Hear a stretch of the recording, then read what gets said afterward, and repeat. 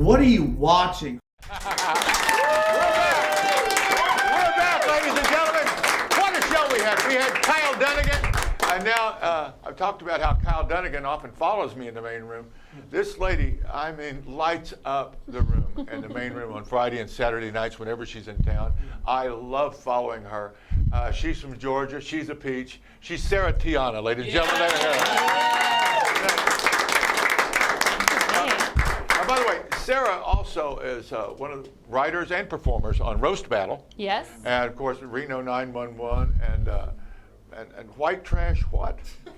Oh, I don't know. Noir? Yeah, White Trash Noir. Oh, wow. They really dug deep for that. Yeah. Wow. All right. Sure. Why not? I didn't mean to embarrass you, but No. It was a movie. Yeah, it wasn't a Skinemax that's not movie. Pornhub or anything. Yeah.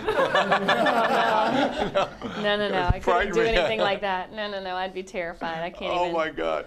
Well, so you just got off work from I did. Nashville? Yeah, so I'm writing on a show right now. I'm the head writer on a show called Nashville Squares, which is, Hollywood Squares, but Nashville version. It's going to be on CMT coming up this fall, I guess. I'm not really sure when it comes out, but yeah, so very fun. Writing a lot of fun jokes. Now, is it shot in Nashville? It's shot here. Oh, it's shot here? Yeah. For Nashville? For CMT, so yes. Yeah, well, I used to work for the Gaylords, their newspaper, the Daily Oklahoman, and they own the Nashville network. I don't know if they sold it or not. But like Gaylord Opry? Yeah, exactly. Oh, yeah. Yeah. Where the Goo Goo Cluster came from. Huh? Grand Ole Opry, that's what a Goo Goo Cluster is. Well. There you go. You didn't know that? Is a Goo Goo Cluster just something you make in your pants at your age? That's probably. Yeah. There you go. I don't know. These are the kinds of questions. These are the kind of jokes that I. Yeah. Well, It's okay. Well, what I'm getting at is I remember how tremendously popular Hollywood Squares was. Yeah, I bet. Yeah. With Paul Lynde in the middle. Yeah. So who's going to play the gay country western guy that gets all the laughs in the middle? Oh, yeah, I don't know who that would be yet. We don't have any of the squares really filled yet, but yeah, we'll try to find somebody gay enough for Nashville. But Paul Lynde, I mean, he was the show. Okay, is he available? You might have to channel him, but he'd love a buckaroo. Yeah, we'd love to get Dolly, somebody like that. She'd be a great center square, but I don't know.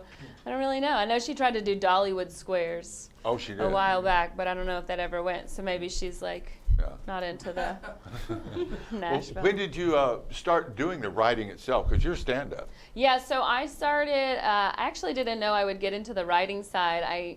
I used to run a show in town called the Unknown Theater, which is it's where the goddamn Comedy Jam started. Yeah. It was our theater was like this old warehouse on Santa Monica Boulevard, and we did shows on Sundays. It was $5 to get in, and you got free beer with your $5. Really? Yeah, and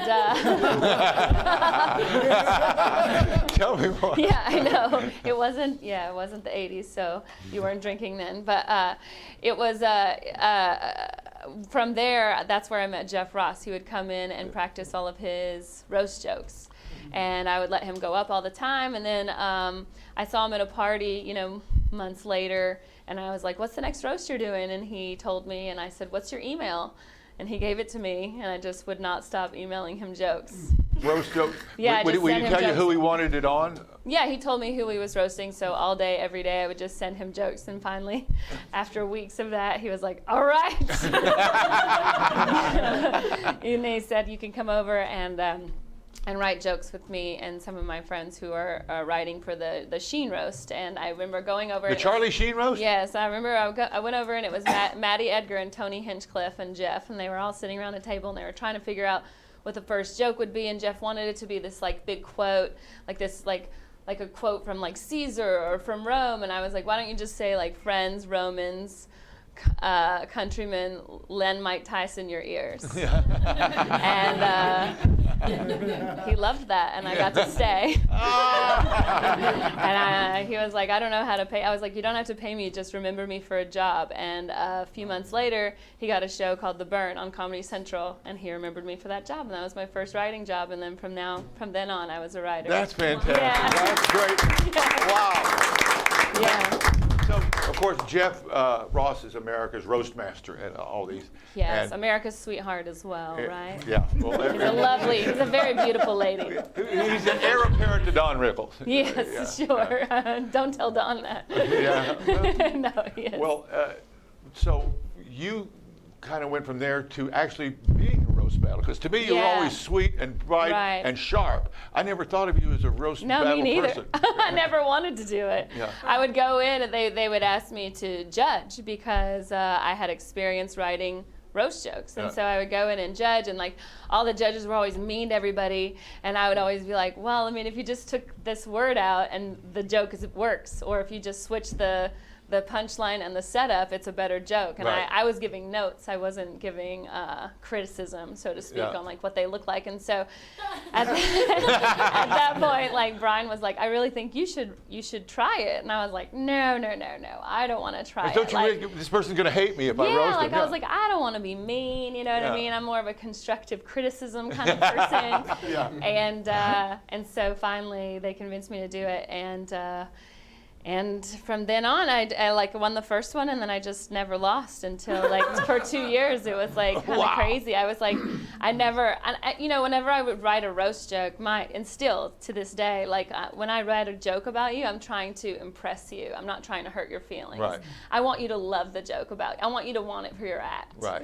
So that's kind of like how I made my name. And I think because I have a sweet demeanor and personality, when I said something horrific,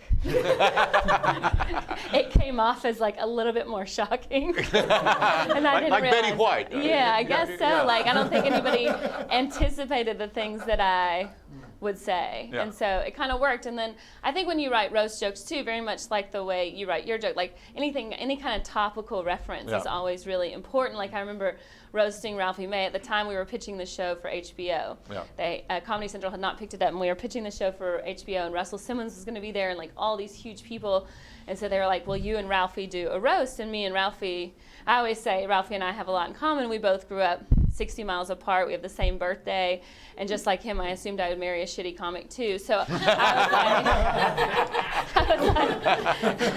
was like, sure. And at the time, the Ray Rice incident in the NFL Oh, had yeah, just the happened. elevator thing. Yeah, so I said, Ralphie reminds me a lot of Ray Rice. He's not an athlete, but no one wants to be on an elevator with him either. And, it was just like, it was kind of easy from then on out. Yeah, it kind of made my name. Well, now, did any of the, either the attitude or the material make it over into your stand-up act? No, I'm not. I think that's what's interesting is like a lot of people will come to my shows expecting me to roast everybody, and I'm Yeah. not like that. Like Because I'll hear you from backstage, Yeah. and I don't hear you being viperous at all. No. I mean, you're still sweet, Sarah. Yeah. I don't. I mean. You're schizophrenic, aren't you? Yeah, I guess so. Don't tell everybody, Argus. No, I'm not. Yes, I am. No, it doesn't really carry over. I talk more about my life and myself, and just kind of like You're dating now? my standards. My dating. Yeah, your boyfriend? I have a boyfriend. Yeah, I've met that's him. interesting. Yes, I mean, it's kind of weird saying that you have a boyfriend at 41. It's like my grandmother has a boyfriend and she's 95, and I'm like, do you have a boyfriend, or is it just like the person that's alive at being? So it's kind of weird to say that, and but yeah, he's a good guy. I mean, he's a Patriots fan, so it's hard for me every day because it kind of it feels like going into a relationship knowing he's a cheater. So that's. You want to keep him away from the Asian spas, too. Yeah, I want to make sure. Yeah, he's not getting any massages before a big game. Yeah. Yeah, but I was just in Kansas City this last weekend. We were doing this event called The Big Slick. I do a podcast with Rob Riggle called Riggle's Picks. It's on Spotify, and so I went to this big event. It's all the Kansas City guys. It's Paul Rudd, Jason Sudeikis, David Koechner, Rob Riggle, and Eric Stonestreet. So they do this big fundraiser for Children's Mercy Hospital, and so Patrick Mahomes and Travis Kelce were at the show. They're Wow. two of the biggest football players in the NFL right now, and I was like, I think I'm going to roast Travis Kelce a little bit. Everybody keeps talking about Patrick Mahomes because he's like the big famous guy. Yeah, sure. But Kelsey's kind of the fun one, and so I was like, all right, I'm going to say something about Kelce, but this was all contingent on him still sitting there. He was sitting in the very front couch Right. of the event. And I'm like, if he leaves, like, this joke is screwed. And as they give me the mic, and I see him going to walk out to go to the bathroom, and I'm like, oh God. And I was like, what am I gonna do? And for some reason, I said, I see Travis Kelce leaving. Hopefully he's finally going to OTAs. And that kind of just made the whole crowd excited, because that's like a big thing that's been reported right now. And then he like came back around and sat down on the couch, and I was like, Travis Kelce and I have a lot in common, because we both gained 10 pounds this year.